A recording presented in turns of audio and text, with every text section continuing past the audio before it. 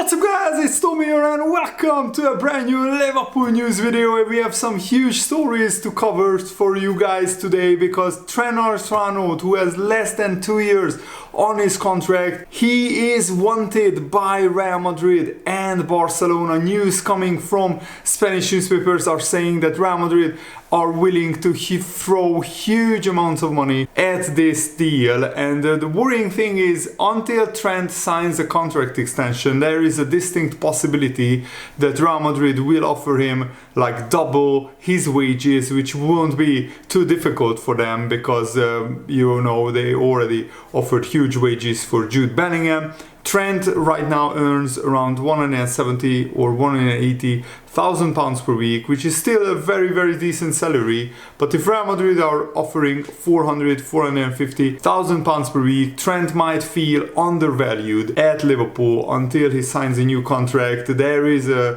outside chance that Trent might be swayed by these huge clubs who I think are, you know, in terms of the global scale, bigger clubs than Liverpool. But Trent Alexander-Arnold is a Scouser. He was born and bred in Liverpool. All his family are Liverpool fans, so I really hope that Trent Alexander-Arnold thinks just like Steven Gerrard and just like Jamie Carragher, in that nobody is bigger than Liverpool. When Jamie Carragher was asked, he was still playing for Liverpool, would he want to leave Liverpool, and he was asked for who? Nobody is bigger than Liverpool, Jamie Carragher answered, and that should be Trent Alexander-Arnold's answer as well. We will also talk about Alan Shearer saying that Liverpool should accept a £150 million offer or higher for Mo Salah with 1 year left on his contract. Let me know if you agree or disagree with him. We will also talk about Ben Doak, a 17-year-old winger, brilliant winger, who hopefully will start for Liverpool in the Europa League, signing a new contract. So lots of stories to cover for you guys. So if you enjoy these types of videos, make sure to leave a like and subscribe if you haven't already, because FC24 content is on the way from Friday on my channel. So really excited about it. And the journalist Jamie Jackson, who is working for the Guardian newspaper, is saying that if Jurgen Klopp was to leave Liverpool and a new manager comes in and maybe it doesn't sort of quite match with the players or with the Liverpool hierarchy, or at that point maybe Trent himself thinks, you know what, I've been here this long, I've won everything at Liverpool, time for a new chapter. If Real Madrid come knocking for you, seriously, whoever you are, I think it's very difficult to turn them down, because you only get one career, and wow, it's Real Madrid. I don't care who you support, they have a certain catch, that club. And it's true, Real Madrid have this romance about them, and also they have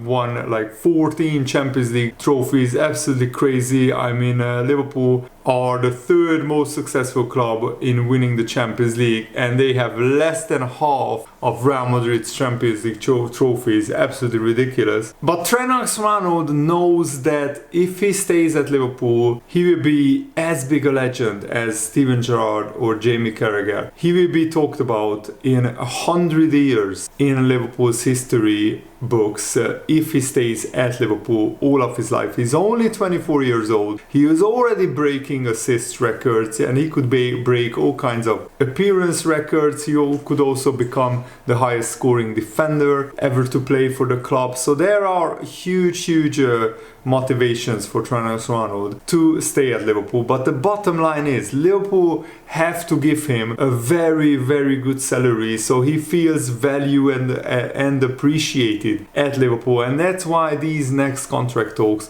are very important. Liverpool absolutely have to give Trent at least 250,000 pounds per week, and I think Trent Alexander-Arnold can still play for Liverpool for another 10 years in his career. And Trent Alexander-Arnold right now has 277 appearances in all competitions. So let's do a little bit of math. On average, he's playing around 40-45 games per season. So if he competes for another 10 seasons seasons at Liverpool, which is certainly possible. He's only 24 years old, and as a right back he can play until he's 34. He will be on 727 appearances. Right now Jimmy Carragher is second with 737 appearances. Steven Gerrard is third with 710 appearances. So I think Trent should target making 700 appearances for Liverpool in all competitions, and hopefully he will have a lot of trophies and titles that he could win. He already has 72 assists in 277 games and 16 goals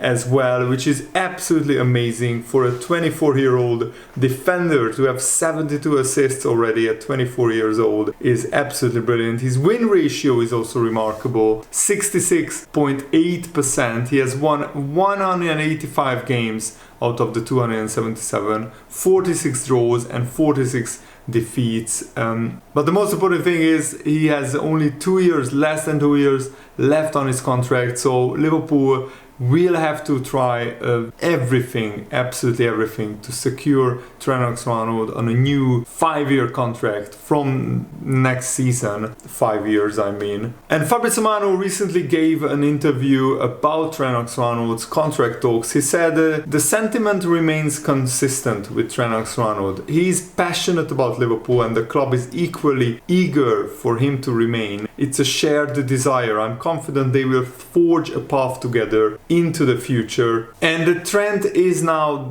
one of the vice captains to Virgil van Dijk. He's actually, after Van Dijk, the captain at Liverpool. So once Van Dijk leaves or retires at Liverpool, Trent will become captain. And I think that's inevitable because now he's 24 years old. When he's 26, 27, he will truly have been at Liverpool for like 2 decades almost, considering the youth teams. So I think Trent will want to stay at Liverpool, will want to captain Liverpool to trophies and titles, and hopefully will be able to lift many trophies and titles as a Liverpool captain. And Jurgen Klopp said this about Trent Alexander-Arnold. After we put Trent in this flexible role at the end of last season, everyone told us he should play completely in midfield without saying why. It's a completely different position to the one he played last season or he played for England, because it's a holding position. You have to organize much more. Trent can play the position, it depends on who is on the left and right of him. We really thought it was a very good and important thing to do this pre-season. And I think Trent absolutely loves this like hybrid role, because in the defense he can play as a right back, but in attack he can slot into midfield and spray balls around from there. And you could see how much we missed him against Wolves, but hopefully he will be back for next weekend. I don't think he will be risked in the Europa League. I expect Gomez to start at right back again, and probably Kwanzaa and Van Dijk will play at centre back because Konate and Van Dijk should play on the weekend, and hopefully we can get our first victory in the Europa League. Away from home it's not gonna be easy, but I still expect Liverpool to grind out a victory even with our second team, and hopefully Trent will be fit to play on the weekend. Dean Jones said that Liverpool absolutely have to do everything in their powers to keep Trent Alexander-Arnold. If Liverpool can get him to sign this new contract, you want some foundations in place that just stay there. And while there has been plenty of debate over whether Trent Alexander-Arnold can defend well enough, whether he can do that, whether he should be inverted, he has proved himself season after season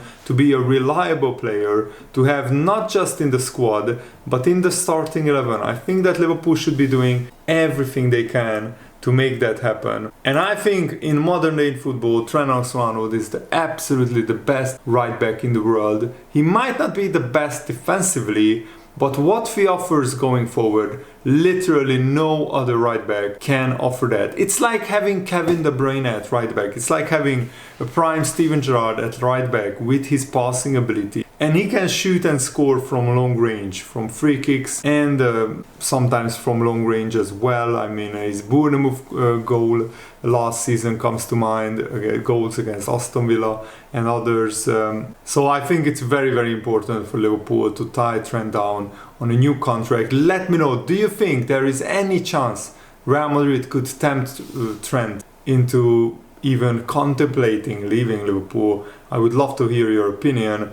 I mean, Steven Gerrard was tempted by Chelsea and Real Madrid, but in the end his family told him there is no way you are leaving Liverpool, you just can't leave Liverpool. And the rest is history. Steven Gerrard became one of the biggest legends in Liverpool's history, and I'm so happy that he stayed at Liverpool virtually until almost his last days as a player. Jamie Carragher retired at Liverpool. I think that was fantastic, and he's also a huge Liverpool legend. And Trent could be up there with those two, and Kenny Dalglish as one of the top 5 biggest legends to ever play for Liverpool. Now let's talk about another Liverpool legend, Mohamed Salah, because Alan Shearer actually said if Liverpool are getting more than £150 million for Mo Salah, who will be 32 years old next summer, he will have 1 year left on his contract. I get why it didn't happen this summer, because the bids came in so late after the transfer window finished and wouldn't have had time to get a replacement. But if they know that Al Ittihad or any other Saudi Arabian clubs are coming back in January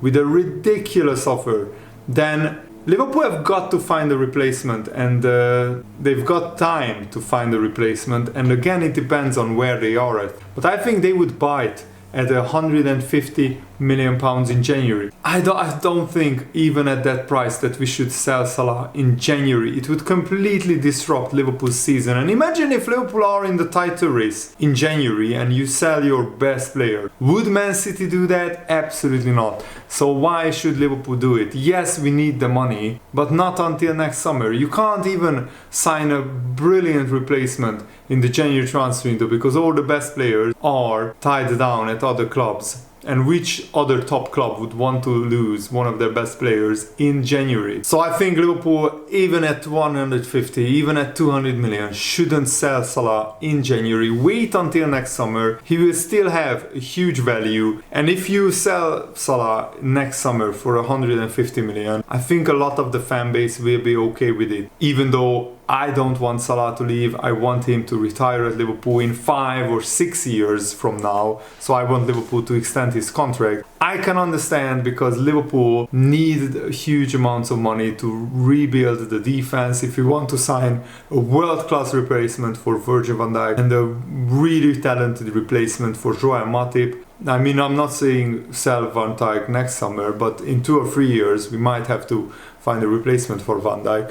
Then that you need huge amounts of money in order to replace those players. Sorry about my voice. And Liverpool have a number 1 shirt seller, and it's not Mohamed Salah. It's a new number 1, and that's Dominik Szoboszlai, who won the August Player of the Month award. Huge congratulations to my fellow Hungarian Dominik Szoboszlai. He's my favorite player in the Hungary national team, and it's a dream come true for me that he signed for Liverpool, and now he is one of Liverpool's best players, which is absolutely brilliant. And he is now the most popular player to get on a Liverpool shirt worldwide, which is absolutely fantastic. And I think a lot of Hungarians drove those numbers up, because now you can see thousands of people with Liverpool Szoboszlai shirts in my country, and it's absolutely brilliant to see. Salah is still second in the shirt selling numbers. Alexis McAllister is third, Trent Alexander-Arnold is fourth, Darwin Nunez is 5th, Luis Diaz is 6th, Alisson is 7th, Virgil van Dijk is 8th, Cody Gakpo is 9th, and Andy Robertson is in 10th place. So that's a really cool list. And also it's cool to see that 2 of our top 3 best-selling shirt names are new signings, Szoboszlai and McAllister. It's absolutely brilliant. I don't really value Dietmar Hammann's thoughts on Liverpool, because he had a pretty public falling out of Jurgen Klopp, so he loves to criticize Jurgen Klopp and Liverpool at any moment. But he actually said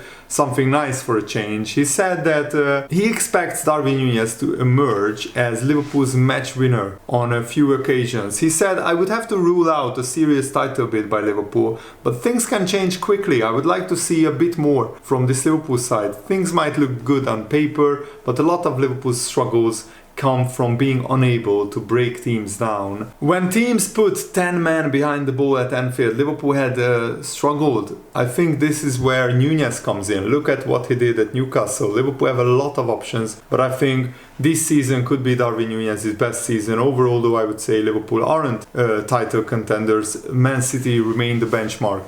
But then who is title contenders? Nobody. Maybe that's what Dietmar Hamann thinks. And I think he has a point. Man City has set the benchmark. Recently, they have been just too good and too strong. And you could even argue that with the signings of, Jeremy Doku and Matheus Nunes, they actually became even stronger this season than they were last season. And I think Darwin Nunez followed a similar path. He struggled in his first season at Benfica, but then in his second season, he really exploded. And I really, really hope that Darwin Nunez gets to start against Lask in the Europa League, and hopefully he bags 2 or 3 goals, and he will be brimming with confidence for the weekend against West Ham United. And by the way, Michael Antonio, the West Ham United player, said that he fancies West Ham to finish above Liverpool. He said that he saw our game against Wolves and Liverpool weren't anything special, and he thinks West Ham can beat Liverpool. So that's all the team talk, all the motivation that Jurgen Klopp needed for this Liverpool-West Ham game. And Liverpool yesterday confirmed that Ben Doak, who is just 17 years old, the electrifying dribbling maestro winger, signed a new contract. Absolutely over the moon with him, and I hope he gets to start against Lask on the right wing. Salah needs a rest, and hopefully Ben Doak will be able to play and get some minutes and get some experience. There is no better experience than playing football at this level. And Liverpool still have to field a pretty strong team. Jurgen Klopp said that we will field a pretty strong team against our lesser opponents in the Europa League. But if Liverpool can't beat these teams with our second squad, then we have bigger problems. And I think this is actually a very, very good opportunity for some of the young players, some of the fringe players, to get more minutes, more playing time. And it will mean that our first team is a little bit fresher for the Premier League. You could see how many injuries we got last season playing Champions League, Premier League throughout the whole season, almost throughout the whole season. We were knackered in many games, especially after a 63 game grueling season 2 seasons ago where we chased the quadruple. So it's a nice change for Liverpool to be able to rotate a little bit, and I expect 4 or 5 players to be rotated. In the defense we don't have many fit players, so the defense pretty much picks itself, but in the midfield and in the attack we have a lot of options. We have 8 midfielders, we have 5 attackers, so hopefully we will be able to rotate but still put out a very strong, very competitive squad. So come on Liverpool, let's start off our Europa League campaign with a victory, and I really hope that you guys enjoyed this. Have a nice day, see you later, goodbye.